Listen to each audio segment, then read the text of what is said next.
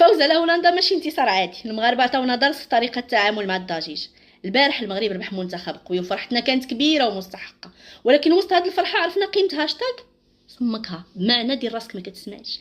الحمله اللي دارت في السوشيال ميديا ضد حملات الاستفزاز من بعض الناس من دول معينه هدفها ما تعطيش قيمه للاستفزاز وما تضيعش وقتك في الرد على كل واحد باغي يجرك النقاش. ركز على الهدف وكمل. وبصراحه الله يعطيه الصحه اللي خرج بهذه الفكره، حيت لخص في كلمه واحده واحد من اكبر اسرار النجاح.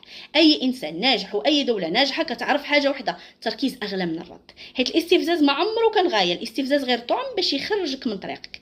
الا وقفتي تجاوب كل صوت غادي تنسى فين كنتي غادي. ولو كان المغرب في كل مره كيوقف باش يرد على كل انتقاد، عمرنا ما كنا غنشوفوا هذا التطور اللي كنعيشوه اليوم في جميع المجالات.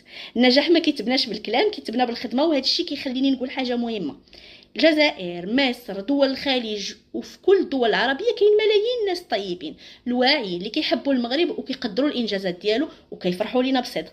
غير المشكل ان الانسان الراقي غالبا هادئ، اما اللي باغي البوز كيعرف ان اسهل طريقه باش يدير المشاهدات هي الاستفزاز. لهذا ما تخليش اقليه صوتها عالي تنسيك اغلبيه قلبها كبير. ومن هنا بغيت هذا الهاشتاغ يبقى معنا ماشي غير في الكره، خليه اسلوب حياتك.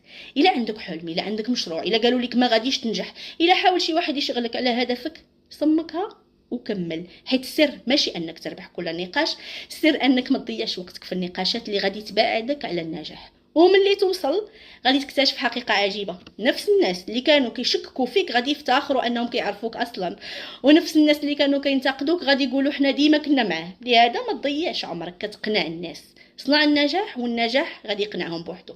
واليوم نفرحوا بمنتخبنا، نفتخروا ببلادنا، ونقدروا كل انسان شريف فرح لينا مهما كانت جنسيته. اما الضجيج دير راسك ما كتسمعش، لان اللي كيسمع الضجيج كيبقى كيشرح راسو للناس، اما اللي كيسمع لصوت الهدف كيوصل وكيخلي النجاح هو اللي كيهضر عليه.